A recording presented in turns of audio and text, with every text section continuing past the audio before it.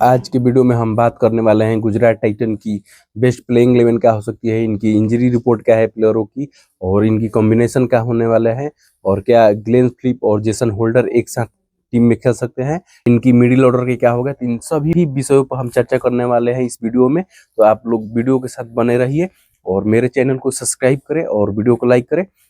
Target करते हैं कि इस पर 20 लाइक की टारगेट करते हैं, तो प्लीज 20 लाइक करवा दीजिए। और तो टीम इंजरी प्लेयर को लेकर, तो पहले सुमन गिल इंजर्ड थे, लेकिन उनकी इंजरी अब रिकवर हो चुके हैं। हो सकता है कि आपको न्यूजीलैंड सीरीज में खेलते हुए नजर आए सुमन गिल। तो आईपीएल में तो अभी 3 महीने दूर है, तो ऑब्वियसली वो ठीक हो जाएंगे। इनकी जो मुख्य फिनिशर थे राहुल तेवतिया, उनको जून में इंजरी हुआ था कंधे की और उन्होंने सर्जरी कराई थी। अब कहा जा रहा है कि 7 फरवरी के बाद वो रिकवर करने वाले हैं। एग्जैक्टली डेट मेंशन नहीं थी, लेकिन एक रिपोर्ट में आया है कि 7 फरवरी तक वो क्रिकेट नहीं खेल सकते, उसके बाद वो रिकवरी कर पाएंगे। तो हो सकता है कि वो आईपीएल खेलते हुए नजर आए। और कोई भी प्लेयर इंजरी रिपोर्ट नहीं है अभी तक, और इनकी कॉम्बिनेशन बनाने वाले हैं। तो इनकी सबसे पहला जो टॉप ऑर्डर इनकी लगभग फिक्स है कि सुमन गिल, और सुमन गिल के बारे में डिटेल में बात करने वाले हैं आगे कि इनकी क्या चैलेंजेस आ सकती है खुद की एज कप्तान और एज T20 बैटर भी, इन पर डिटेल में बात करने वाले हैं आगे। तो आप लोग वीडियो को देखिए। तो पहला है सुमन गिल, और दूसरा है साई सुदर्शन, तीसरा जोस बटलर। ये तीनों ये पिछले सीजन भी कंटिन्यू थे, और जीटी के लिए सबसे ज्यादा अधिक रन मारने वाले ये तीनों प्लेयर ही मिलकर रन बनाए थे।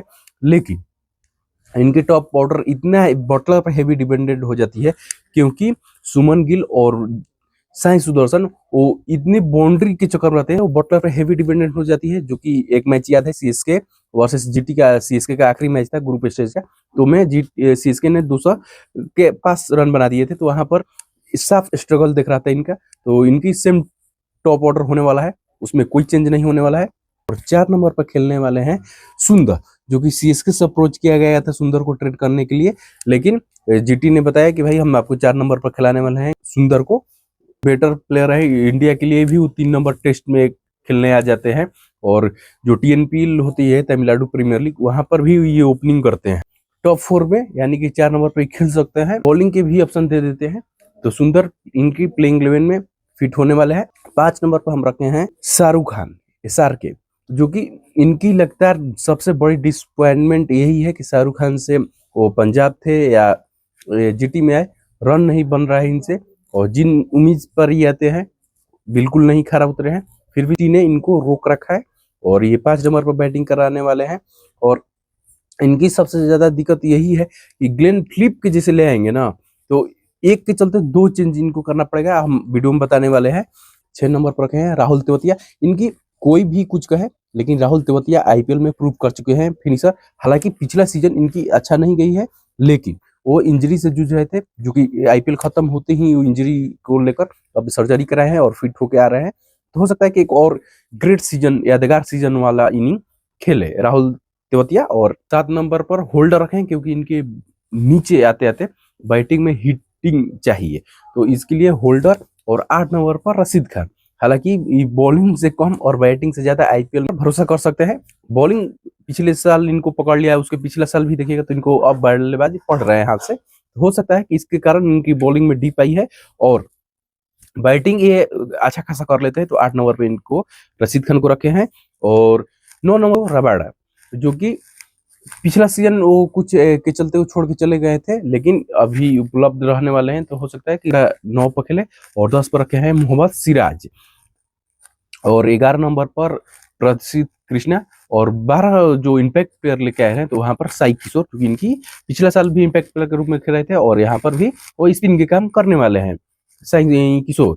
तो इनकी पिछले साल से ये इनकी बेस्ट प्लेइंग 11 है। अब जैसे शाहरुख खान फ्लॉप होते हैं, आप लेके आते हो अंदर ग्लेन फिलिप, इसकी वो हिटिंग भी कर सकते हैं, बॉलिंग, विकेट कीपिंग, फील्डिंग जबरदस्त है। जैसे शाहरुख खान को निकाल के आप ले आते हो ग्लेन फिलिप को, तो अब इनकी ऑलरेडी बटलर, होल्डर और कागिसो रबाडा और रशीद खान, इनका 4 हो गया है विदेशी। इनमें से किसी को अगर निकालने जाते हैं, तो हो सकता है कि मान लो रबाडा को निकाल लो, मान लो कि रबाडा को निकाल के बैठा देते हैं।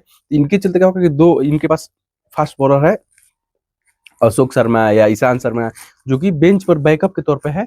तो हो सकता है उनको आप खिला लीजिए, रबाडा को ड्रॉप करके, और ग्लेन फिलिप को आप 5 नंबर पर खिला लीजिए। बट इनको इसके चक्कर में क्या हो रहा है कि एक के साथ साथ 2 चेंज करना पड़ जाएगा। और क्या जीटी अफोर्ड कर सकती है? अब कॉम्बिनेशन नहीं चला, एसआर के साफा फ्लॉप हो जाए तो करना ही पड़ेगा। और कगिसो रबाडा की बात करें, फुल टाइम इंजरी में है और ये वीडियो शूट कर रहे हैं जब, तो वो इंडिया सीरीज खेलने आए थे, एक भी मैच T20 की मैच वो नहीं खेले हैं, वनडे भी नहीं खेले। तो हो सकता है कि हाई परसेंटेज चांस है कि रबाडा फॉर्म में ना दिखे और उनको ऑलरेडी ड्रॉप किया जाए। तो इसके चलते हो सकता है कि ग्लेन फिलिप और होल्डर दोनों एक साथ प्लेइंग 11 में खेलते हुए नजर आपको आने वाले हैं। तो बॉलिंग तिगड़ी है इंडियन बॉलिंग, जैसे कि मोहम्मद सिराज, प्रसिद्ध कृष्णा, ये दोनों ऐसे फास्ट बॉलर है ना कि अपने दिन पर 60 रन भी खा सकते हैं। इसी चक्कर में इंडिया से ड्रॉप किया गया है कि मोहम्मद सिराज को ये बोलकर कि आप न्यू बॉल के साथ इफेक्टिव हो, उसके बाद नहीं हो। तो हो सकता है कि आप वहां पर सिद्ध करिए और इंडिया भी खेलने के चांस मिल सकता है। सेम प्रसिद्ध कृष्णा को अगर आखिरी वनडे में 4-5 विकेट नहीं मिलता तो उनका भी सेम हाल था कि इकोनॉमी 15 का चला जा रहा है आपको, तो आप पर्पल कैप जीत जाओ, वो इकोनॉमी आपका हाई चला जाए तो फिर क्या ही फर्क पड़ने वाला है कि आप कितने विकेट लिए। आज के डेट में यह है कि इकोनॉमी बचा लीजिए। बुमराह को कहाँ पर्पल कप जीते हैं, लेकिन टीम के लिए कितना इफेक्टिव रहते हैं।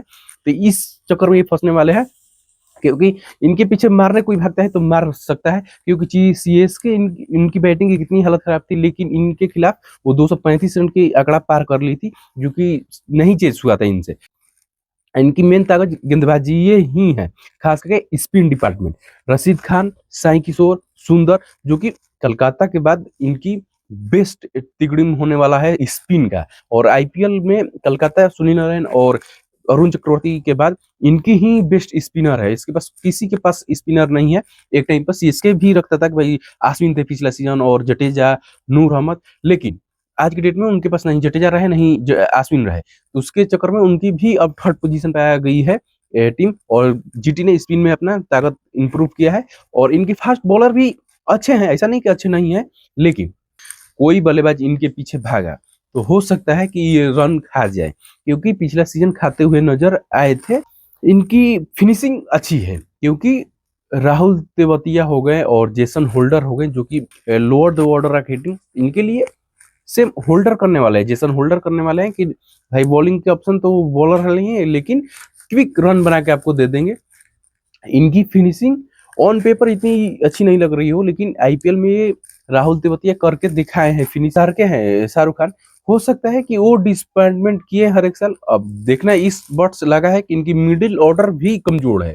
वीकनेस पर बात करें, इनकी ताकत तो ये है कि भाई स्पिन बहुत ही अच्छे टिग्रम लेके आए हैं, फास्ट बॉलर भी अच्छे हैं, ऐसा नहीं है कि इंडियन कोर फास्ट बॉलर खराब है, नहीं, लेकिन इनके पीछे बल्लेबाज भागा तो वो 60 रन भी कंसीड कर सकते हैं 4 ओवर में और 50 रन तो कर ही सकते हैं। तो इसके चक्कर में इनकी तो ताकत है ये, लेकिन वीकनेस इनके पास ज्यादा है, क्योंकि फास्ट बॉलर देखिए कोई भी पीछे भागा तो रन खा सकते हैं। और मिडिल ऑर्डर में गुजरात की टीम जब से आईपीएल में एग्जिस्ट करती है तो इनकी मिडिल ऑर्डर शुरुआत से कमजोर थी। हालांकि आके फर्स्ट सीजन भी जीत गए थे, लेकिन मिडिल ऑर्डर को उस टाइम भी सवाल था और आज भी सवाल है, और कोई प्लेयर लेके आए भी नहीं किए हैं।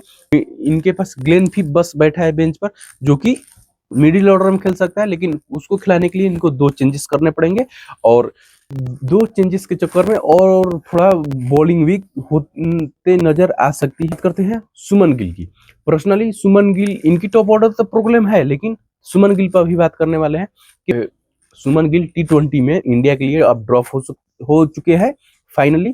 लेकिन उनको जो पिछला साल टेम्पलेट पर रन मार रहे थे, वो टेम्पलेट पे इंडिया वो नहीं खेलने वाले हैं। और सुमन गिल जब T20 आई में ऐलान कर देंगे कि भाई वो तेज से स्ट्राइक रेट से रन मार सकते हैं, वो सब हिटिंग भी कर सकते हैं, तो इंडिया में वो एज कैप्टन भी आ सकते हैं। और सुमन गिल और साई सुदर्शन और जस बट्टर, इनकी मैच 2025 के नीचे आते आते, जिसे मैच खत्म की ओर आ रहा था, ये बैटिंग में एक्सपोज होने लगे थे और ये हेवी डिपेंडेंट हो जाते थे जॉस बटलर। और कुछ साल के अंदर जॉस बटलर का भी फॉर्म डीप हुआ है, आप मानिए ये बात। वो T20 हो चाहे वनडे में, उनका फॉर्म डीप हुआ है जॉस बटलर का। तो सेम ये है कि ये हेवी डिपेंडेंट होने वाले हैं कि सुमन गिल क्या कर रहे हैं। और साई सुदर्शन की बात करें तो उनका तो ये है कि वो हवा में मारने नहीं जाते हैं, वो ग्राउंडेड शॉट मारते हैं।